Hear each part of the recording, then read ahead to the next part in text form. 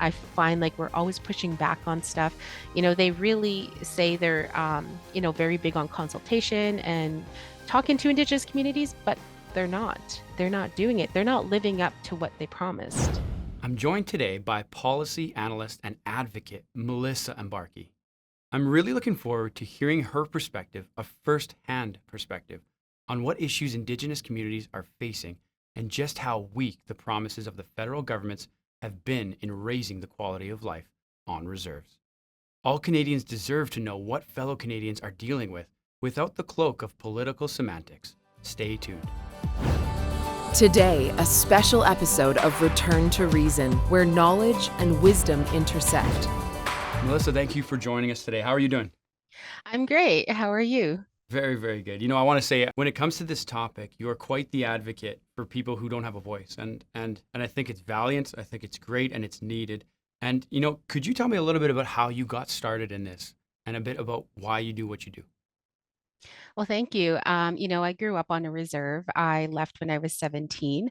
I pursued a higher education because I wanted to bring things back to my community that could Hmm. help us. I grew up under a water advisory. We went years without water, and even today, the services that we receive are lacking compared to Canadians. And we still have cisterns. We have our water trucked to us. That's 2023 Wow. in most Indigenous communities. So I'm very passionate about bringing Indigenous issues to the forefront. And so tell me a little bit about how you go about fighting these things. Like, I guess, is there hope in bringing change to any of these areas? I have hope in that, we'll end these water Yeah. advisories. I have hope that my community will have water that's piped to them Yeah. as opposed to a truck delivering it. Yeah.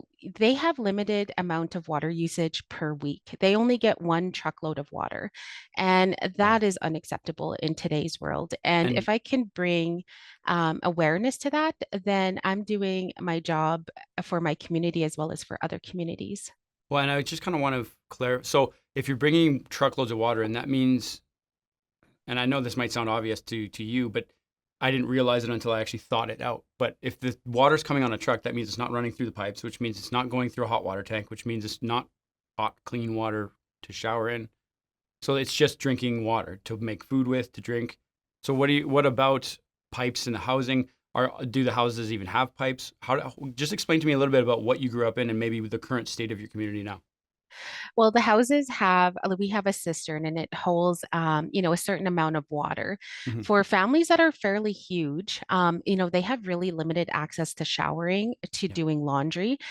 This all what came to light during COVID because, Hmm. you need water to properly sanitize your home. And Totally. a lot of communities didn't have this. And in some instances, there was the water truck and the driver was actually spreading COVID to the community. So this is a very dangerous situation. If we don't address this, if we don't get clean water going right from the Hmm. water treatment plant to the home, there are a lot of variables in between where a lot can go wrong. And we see that. And not only this, my stepdad still lives on the reserve. So when we visit him, Hmm. we're limited to the amount of water that we can use. We're just using it for basic things like cooking. We have water jugs that we drink from. We don't trust the tap water. They tell Yeah. us it's clean, but we don't trust it. Yeah. And we're limited. We cannot do laundry. Like when we visit, my Yeah. dad tells us you absolutely cannot do laundry this weekend. And that is our Mm. reality today. That's the reality on reserves today. So when like I would imagine people have reached out to members of parliament and MLA. What do they say? Like what like how does that interaction go? Because I would imagine, and I know it's a bigger, and there's a lot of nuances and details and funding, and I get it. But if that were to happen in Calgary or Edmonton or Toronto, it would be a huge uprising, and it would be very very quickly handled, I would imagine. So what is it that's stopping this from happening? What, like, because I do know that Justin Trudeau, like, I know he came in and promised that he would solve these long-term boil water advisories when he came in, and he did attack a bunch of them. But I actually found out that 87 out of 105 that he went after weren't even properly done. They in fact went on Yeah. new boil advisories, and it just was sounded very broken. So are they just promising and missing the promises, or is it actually that difficult to achieve this? It is not difficult to achieve this. Okay. So you brought up if this happened in a city, for example. So Yeah. let's say, your basement flooded or you Hmm. didn't have water in your home. The first thing that you would do is you would call a servicing company to come in Yeah. and look at it. Indigenous people don't have that autonomy. They Okay. have to call the federal government first. Yeah. The federal government then sends somebody to our community, could be 6 months after, could be a year, who knows. Wow. They come out to our community, they assess the situation, they draft up a plan, and then they tender the project to the lowest. To the person they can pay the lowest. And once they have this contract in place, then it could be another year before they come out and actually fix the issue. Now, the thing is that because we can't go to our own servicing companies, we Hmm. don't have that, let's say, 1 year period where if something doesn't work, they have to Yeah. come back and fix it. We don't have that. Yeah. And if it doesn't work, then we go through that same process again. And that is the issue. This whole process is top heavy. It rarely involves our community unless the contractor's chosen, then we're forced to go with whoever they had chosen. Yeah. And sometimes they don't work well with them because of previous experiences where they came in, Yeah. promised to fix it, and they didn't. So there's Yeah. that tension there. Of course. And this is the issue. This is why it's continuing to happen. If we were allowed to contract our own personnel to come in and fix this, we would have our water advisories fixed within a year. And Hmm. I worked with an oil and gas company, and we would have water wells drilled and set up and piped within a month. So, this whole picture that they're drawing out, oh, well, it takes time, it takes money, those are excuses. Yeah. If you contracted the right person to come in, your issue is solved. So tell me why you can't contract the right person. Like, you're saying the government is only allowing certain services or certain groups to come in? Well, we don't have control over our infrastructure. So if we Wow. need a water treatment plant, if we need to build a new road, Yeah. if we need to for housing, Yeah. we don't have that autonomy. Yeah. And the government gets to choose how many new houses that we build on our reserve. They get to choose where the road goes. They get to choose when our water is fixed. It's very paternalistic in nature, and that needs to stop. We So need this, to. so I've read about this, and this is the autonomy issue that I think that you address every once in a while with. So how was this? How did this come about? Was this through when the treaty was agreed with the reserve? How did this come about where you don't have a say or vote or any ability to decide? The Indian Act decides that. Interesting. And, as long as we have the Indian Act, which was drafted in 1889, Yeah. as long as this is in place, we're not going to have that autonomy. We have to have amendments that work for our communities, or we just have to go back and rewrite the whole thing. And so they're using that as the Bible for how they act on all of this. Eh, It's to them, it's the truth, and that's the way they're going to treat it. yes, that's And so, exactly. and so, is there any conversation on either amending it, dealing with it? Because here's the thing, like it's not just these issues. This can be life or death. This can be disease or Yeah. not disease. Like this is a massive issue at the highest level. So, is there other alternatives? Like I was wondering if you could bring insight. Are you able to dig wells, or maybe there's bedrock, or maybe it's mountainous? Like how far out? Just to give our viewers, because honestly, I don't even know. How far out are we talking? Are you from infrastructure? Um, we we just have no decision making. Yeah. If you talk to any of the chiefs in Canada today, and you ask them what their biggest issue is, it's that it's control. Yeah. They have no, they're the chief of the reserve. They, Yeah. they manage, the everyday happenings, Yes. but they don't manage big ticket items like water and our infrastructure. They Yeah. just don't have that decision-making powers. Yeah. And that is the biggest frustration that we encounter.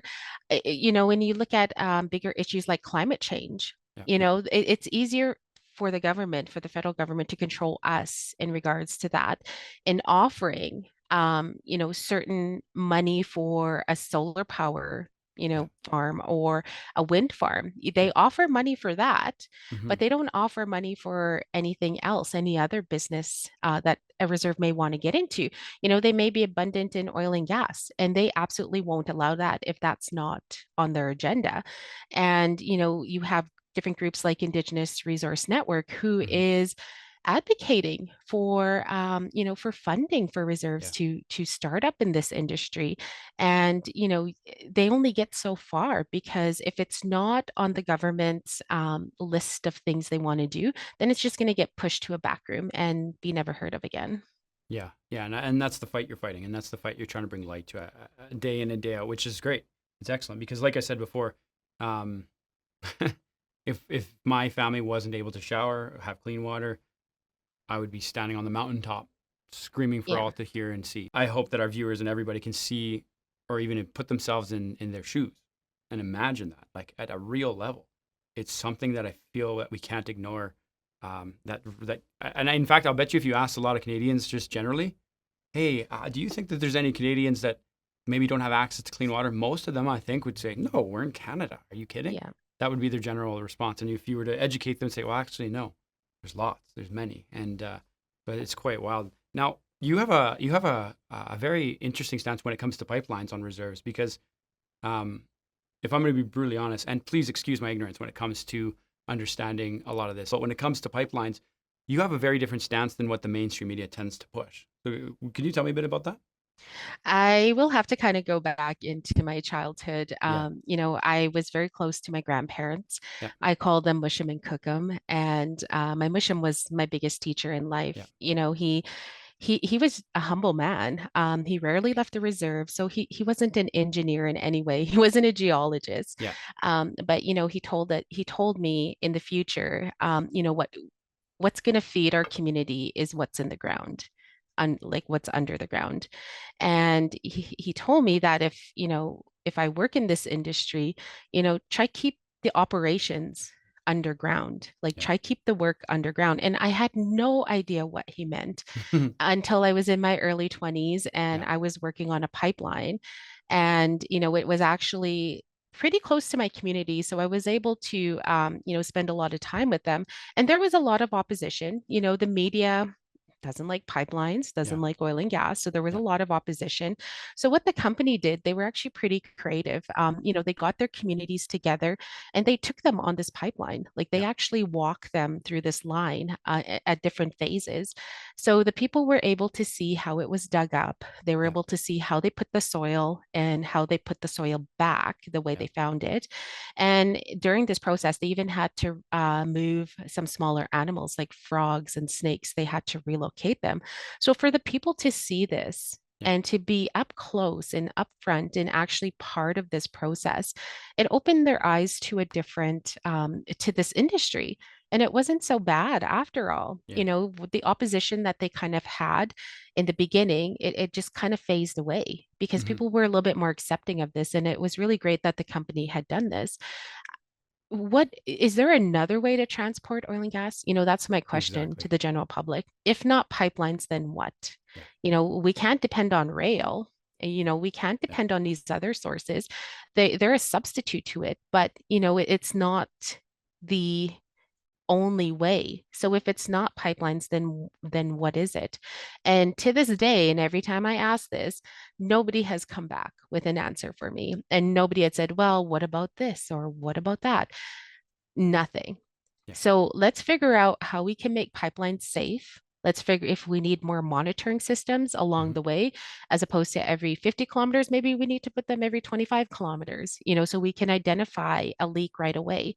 They've used technology in the last 5 or so years where they can detect leaks and where they've upgraded their systems where, something like a spiller leak won't happen. And if it does, they catch it right away. Yeah, So these are the kinds of things that we should be thinking about. And these are some of the solutions that we should be bringing to this industry as yeah, opposed to saying, nope, this is not happening. Because if there's not another way, yeah. then we have to focus on what we currently have and how to make it better. Well, yeah, because it also speaks to the issue we've addressed at the very beginning of this, the whole water issues. That if this if they're able to use your land and bring resource to the land, and there's an exchange of funds, it could help fund other issues or bring all sorts of funding into programs or social needs that are just needed for the people in general. So the thing I find is that, like I was giving light to before, the media, it's so hard to figure out what is going on, what is just like, would you go out as far as to say that the Liberal Party is using a lot of these hot button issues just for votes? Yeah. Did you see any of those changes happen? Do you know any people who saw some of the water boil advisories go away? Are they still gone? Did the Liberals actually make a difference? There's actually three communities in Saskatchewan that are pretty close to mine. Yep. And according to this graph and to this list, Yep. their water advisory was removed, and it appeared that it had been fixed as well. Yep. I visited these communities, and I visit them quite frequently throughout the summer. Yep. So I asked one day, "How's your water issue? Like, are you guys, do you guys have water now?" And they pointed to some jugs, blue bottles of jugs in the corner. And they said, Yeah. "Well, we get these delivered." I was like, Really? "So your issue didn't get fixed?" They're like, "Well, they bring us these blue jugs to drink. We can't drink the tap water yet, but we can use it for bathing and we can use it for cleaning, but Wow. we just can't drink it." And I was like, "Well, according to the list, it says that your reserve has clean water." So Yeah. there's a lot of missing information when it comes to what the government provides Yeah. people. Yes, it looks like they've cleaned and fixed a lot of these issues, but they really haven't, because a lot of these communities are ending back up on an advisory list because it hasn't been fixed. Or if it was a band-aid fix that Yeah. didn't work. And now they have to start that process over again. So it's very frustrating. It's very time consuming. And if they're not going to address a bigger ticket item like the Indian Act, then at least address the services that come to our communities. Yeah. Yeah. And one thing correct me if I'm wrong here, but in my research, I found out that when it comes to reserves and not resources, water, all the services, that it actually falls under the federal government, not the provincial. Whereas in Calgary, Edmonton, anywhere off the reserve, that it falls under the province. And is that because of um, the acts that were signed, they agreed? Why is it not provincial? Well, the provincial really doesn't manage anything on the Anything to do? reserves. Even when it comes to oil and gas or natural resource extraction, Yeah. they don't manage any of that. That's up to the reserve and the federal government to manage. Yeah. It's considered federal lands. So Yeah. if you look at a map of Alberta, for example, all the reserves are going to be marked as red because it's Oh, just an okay. area that the province doesn't, they don't have jurisdiction over these types of lands. Yeah. Like I said, I just hope that somebody gets a compassionate heart here and actually wants to bring some true change. Because like I said, I just can't help but think of the babies and the mothers and the families and the that just can't even make a proper meal or wash their kids properly. I think it's just incredibly sad. And so, yeah, I feel like there's many issues that the Liberal Party has addressed or maybe promised and not followed through completely. And there's another issue that they were doing or that they proposed, and that was Bill C-21. What kind of reaction is coming from the indigenous people when it comes to the possible banning of hunting style rifles? So I come from a family of hunters and trappers. My uncle is the main one in our family who goes out and hunts every season. They need this to be able to feed their families. I mean, with the rising cost of food, it's even harder today to feed families. And, Yeah, so we rely on hunting. And he was really concerned when this bill came down, especially when they started adding different rifles to it, like hunting rifles. yeah, And you would have pushback saying, well, these aren't hunting rifles. Who's making that distinction? yeah, It's something that, Northerners are using. It's something that my uncle has. He's had legal possession of it. He gets licensed. He yeah, does all the proper paperwork to be able to have this yeah, firearm. And you have, someone in Ottawa who's now making these decisions on telling him what to use to hunt. yeah, And it was a very for him, it was a very concerning time. And he was like, once this bill, so for him, he said, once this bill comes in, what are my rights now? Like, yeah, what can I do to be able to continue hunting? Because now they're taking that away. Now it involves something a little bit bigger. And I told them, I don't have the answer. Like, I really don't know unless they make an amendment and remove certain firearms. Like, Yeah. I don't know what their next course of action would be. So they did the right thing. They went back and looked at it and scrapped some of those amendments that were made. Yeah. And it's allowing our hunters to feel, some sort of, safety in having their firearm. But who knows? Maybe the next, maybe Yeah. somebody will bring it up again, and this time it will go through. So it's very challenging for me and for Yeah. grassroots people when people in Ottawa are making these decisions for us without consulting us and without asking us, how is this going to impact you? So it's definitely, it's always changing. I find like we're always pushing back on stuff. They really say they're, very big on consultation and talking to Indigenous communities, but they're not. They're Right. not doing it. They're not living up to what they promised. Yeah. Yeah. And that's exactly it. And especially the way that they went about it, starting very conservatively, Yeah. very narrow, but then going extremely broad. I want to jump back to the pipeline conversation before we wrap up here. We only have a few minutes left, but sometimes I've seen some very extreme pipeline protests where there's people standing on the line, not allowing trucks through and blocking all these things. Would you say that that is the media is kind of dramatizing that, or would you say that's an accurate representation of maybe how Indigenous people feel, or that it's just like, what's your opinion on it? So I'll tell you about a situation that happened in my community. Yeah. So when this Wet'suwet'en Strong, when this was going around and people were blocking the CGL line in BC, Yes. one of my members in my community who doesn't necessarily get along with everyone to Yeah. begin with, didn't really like our chief and council. Yeah. When this was happening, so they decided to protest on behalf of them. Oh So wow. what they did was they took their vehicle, blocked off a highway that ran through our community, and was standing with this community in BC. We kind of got together as a community because it's a safety issue. There's a Yeah. train tracks that was to one side of it, the reserve was on the other side, and this highway is the only means to travel to get to appointments, doctors, Yeah. shopping, what have you. So they removed her. And the police had to come in and escort her away and told her if she comes back, she's going to get fined because that's illegal. Yeah. And the community supported that. But I'm going to turn this into a situation. If the media had caught wind of this one person in my Yeah. community who opposed something in BC and really elevated her voice, then she would be the voice of my community, which Yeah. isn't the case. Wow. So what I'm seeing happening in a lot of these communities is a lot of outsiders are coming in, a lot of different activists from different groups, and they're saying we're speaking for this community when in fact they aren't. Yeah. So the media is misrepresenting what is Yeah. happening in that community. Because if you go and talk to the chief and council and you go and talk to maybe a few families on that reserve, they'll tell you exactly what's happening. And Yeah. they'll even tell you if those people are from that community or Yeah. not. And, you jump on an issue and, you get some media attention and you start opening your GoFundMe accounts, yeah, of course that's a lucrative business and Yeah. nobody's going to want to move from that pipeline. So at the end of the day, it does has nothing to do with a pipeline, Yeah. really.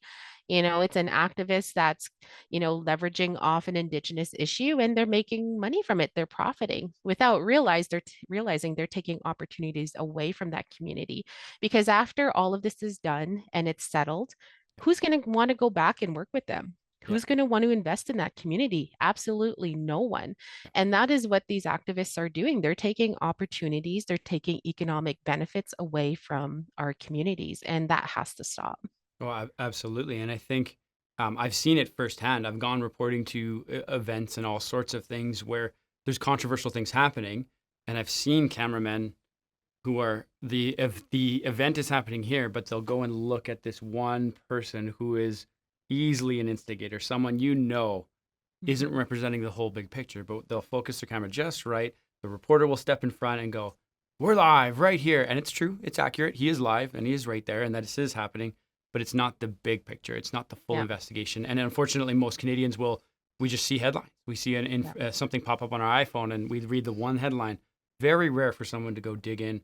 Very Yeah. rare for someone to go and find and actually think. And if I think there's any silver lining that's happened over these last couple of years of lockdowns and all sorts of things throughout the pandemic, was that I do think there's been a large majority of people who their minds, it's almost like the veil's been pulled off, where they're starting to ask Yeah, questions, starting to dig in a little deeper.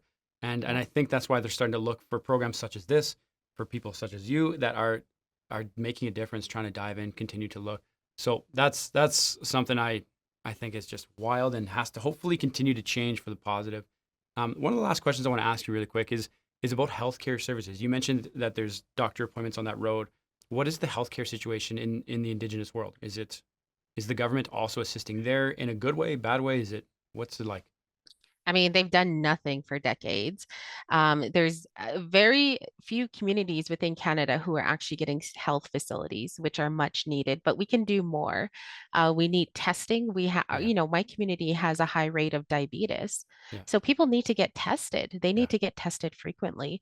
yeah, And they don't have this opportunity because the nearest testing center yeah. or facility is 45 minutes away. And if Wow. they need to go to an ER, Yeah, that's an hour and a half away or 2.5 hours, wow. depending on which city you want to go to. Yeah, So the services are very lacking. We need to start working around that. COVID really highlighted the hmm, need for these services, and we need more funding. yeah, And, what people don't realize is that if you put these facilities in First Nations communities, it's going to stop the overburden yeah. in larger city centers. If you Interesting. have a backlog of, an ER, for example, well, a lot of the issues why people are going to the ER could have been managed Hmm. with proper care, with proper testing. So they wouldn't have ended up in the ER and they wouldn't have ended up backlogging a system and Yeah, kind of weighing it down. But if we have that, pre-care, that care within our communities and people are actually, invested in their health, that's going to change. That's going to change the overall health picture. So we really need to start thinking about these things. The federal government needs to start funding certain programs that we're asking for, and they need to start looking at this in a bigger picture because we need these services in rural communities, not just for Indigenous people, but for rural people as well. We yeah, can all benefit from this. for sure. And it's a really big deal.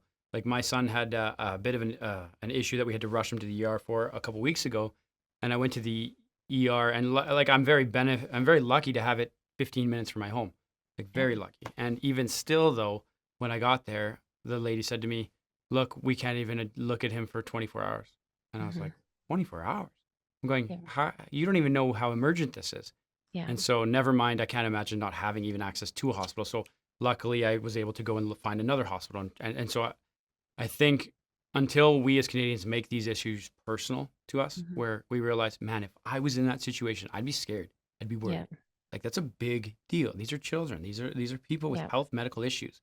Like it's scary and wild to think that they can't sort these things out and get the proper care they need. Yeah. In some closing thoughts, what do you wish that Canadians would know, or what do you wish they knew about your community and the issues at hand? Like in just some final thoughts.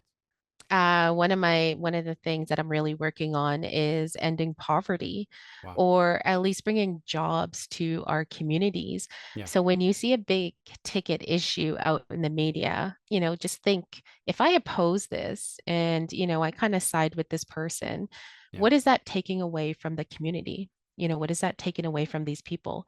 And so we really have to think about which stance you take. And Yeah. and I always tell people, don't take a stance, Yeah. let them figure it out themselves because eventually they will. Yeah. And it's not really the issue on hand. So let's say a pipeline. That's not really the issue. Yeah. There's other workings going on in that community that are the issue that need to be addressed. So don't become involved in it, do some research Yeah. and, don't take a stance. And if you are going to take a stance, then try to mediate Yeah. and try help them figure it out themselves because that's the best thing that you can do for us.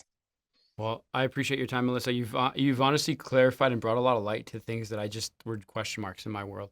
And so I appreciate your time and thank you for doing what you do. Yeah, thank you. And thank you for bringing me onto your platform. I really Absolutely. appreciate it. Absolutely. Well, thank you again, Melissa. You are an essential part of this series.